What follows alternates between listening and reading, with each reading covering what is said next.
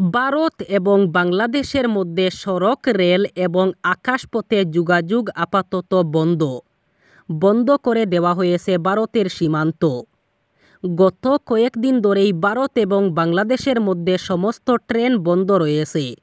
বন্ধ ছিল বাংলাদেশ এবং ভারতের মধ্যে বাস পরিষেবাও।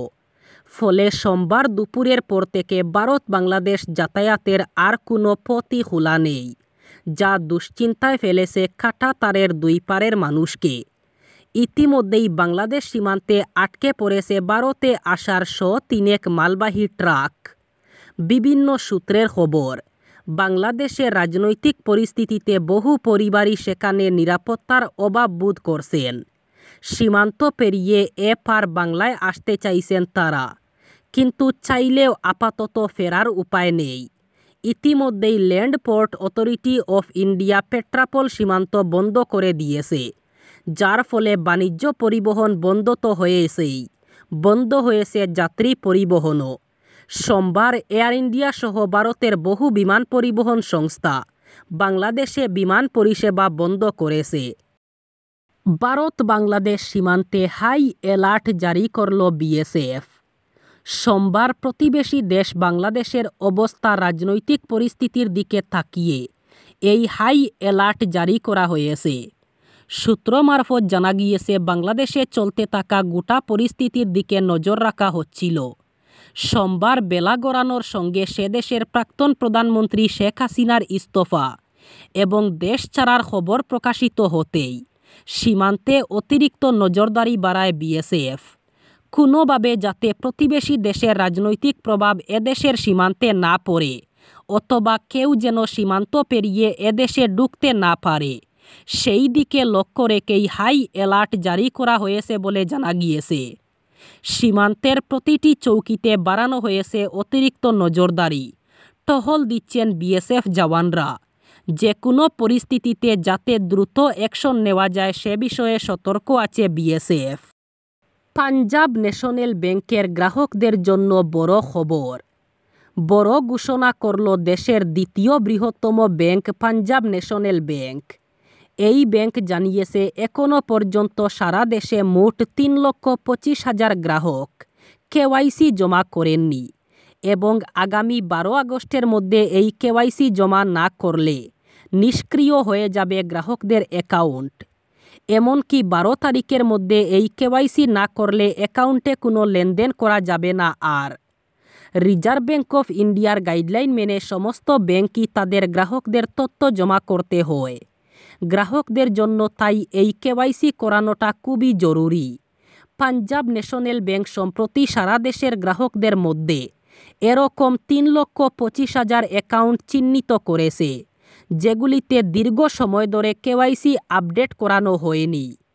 ৩১ মার্চের মধ্যে এই অ্যাকাউন্টগুলিতে কেওয়াইসি করানো হয়নি। আর তাই এই পাঞ্জাব ন্যাশনাল ব্যাংক একটি ডেডলাইন নির্ধারণ করেছে, যেখানে আগামী ১২ আগস্টের মধ্যে এই সমস্ত গ্রাহককে অ্যাকাউন্টে কেওয়াইসি জমা করতে হবে, না হলে তাদের অ্যাকাউন্ট নিষ্ক্রিয় হয়ে যাবে, লেনদেন করা যাবে না। আর সুপ্রিম কোর্টের নির্দেশ অনুসারে আসাম সরকার রেশন কার্ডের জন্য আবেদন করার জন্য ই-শ্রম নিবন্ধনকারীদের সময়সীমা বাড়িয়েছে। যোগ্য ব্যক্তি যারা ই-শ্রম পোর্টালে আগস্ট ২০২১ এবং আগস্ট ২০২৩-এর মধ্যে নিবন্ধন করেছেন, তাদের আবেদন জমা দেওয়ার জন্য এখন ১০ আগস্ট পর্যন্ত সময় আছে।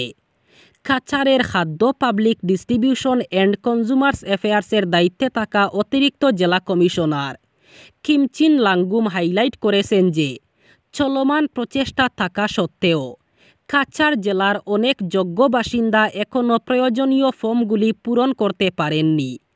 নতুন রেশন কার্ডের জন্য আবেদন জমা দেওয়ার জন্য সমস্ত ই-শ্রম নিবন্ধকদের তাদের স্থানীয় circle officer, block development officer অথবা মিউনিসিপাল এক্সিকিউটিভ অফিসারদের সাথে যোগাযোগ করতে উৎসাহিত করা হচ্ছে। বিজেপির বর্ধিত কার্যনির্বাহী সভায় নিজেকে লাগাম ছাড়া কুকুরের সঙ্গে তুলনা করে রাজ্যবাসীকেই অপমান করেছেন মুখ্যমন্ত্রী হিমন্ত বিশ্ব শর্মা। রবিবার মুখ্যমন্ত্রীর মন্তব্যের প্রতিক্রিয়া ব্যক্ত করতে গিয়ে এই কথা বলেন বিরোধী দলনেতা দেবব্রত শইকিয়া। তিনি বলেন, এরকম মন্তব্যের আগে অন্তত একবার ভেবে দেখার প্রয়োজন ছিল হিমন্তের। এ ধরনের মন্তব্যে রাজ্যবাসীকেই চরম অপমান করেছেন মুখ্যমন্ত্রী। তার মন্তব্য এক কথায় মর্যাদাহানিকর এবং সংবিধান বিরোধী। একজন মুখ্যমন্ত্রীর মুখে এই ধরনের কথা মোটেও শোভা পায় না। এর জন্য ক্ষমা চাওয়া উচিত মুখ্যমন্ত্রীকে। এদিকে হিন্দু মুসলমান একে অপরের মধ্যে জমি কেনাবেচা নিয়ে মুখ্যমন্ত্রী যে নতুন শর্ত বেঁধে দিয়েছেন তারও সমালোচনা করেন বিরোধী দলনেতা। তিনি বলেন, হিন্দু মুসলমান একে অপরের মধ্যে জমি কেনাবেচার ক্ষেত্রে তার অনুমতি লাগবে বলে মুখ্যমন্ত্রী যে শর্ত বেঁধে দিয়েছেন তা অযৌক্তিক। পরিবর্তন শব্দটি বিজেপি সরকারের কাছে বোঝা হয়ে দাঁড়িয়েছে। ভালো দিনের আশা নিয়ে দেশ ও রাজ্য শাসনে নেতৃত্ব দেওয়া বিজেপি সত্যি বদলে গিয়েছে। দল বদলের অজুহাতে একের পর এক দল ছেড়েছেন বহু বিজেপি নেতা। দীর্ঘদিন অবহেলার পর নলবাড়ী বিজেপি নেতা ও প্রাক্তন বিধায়ক অশোক শর্মা সম্প্রতি বিজেপি ছেড়ে কংগ্রেসে যোগদান দিয়েছেন। শর্মার পরে এবার আরও একজন প্রাক্তন বিজেপি বিধায়ক শীঘ্রই কংগ্রেসে যোগ দিচ্ছেন বলে জানা গিয়েছে। তিনি ডুমডুমা আসনের প্রাক্তন বিজেপি বিধায়ক, প্রাক্তন বিজেপি রাজ্য সহসভাপতি দিলীপ মারান। সোমবার আসাম প্রদেশ কংগ্রেসের সভাপতি ভূপেন বরার গৌহাটিতে তার বাসভবনে দেখা করেন মারান। সূত্রের খবর, চলতি মাসেই কংগ্রেসে যোগ দিতে পারেন দিলীপ মারান।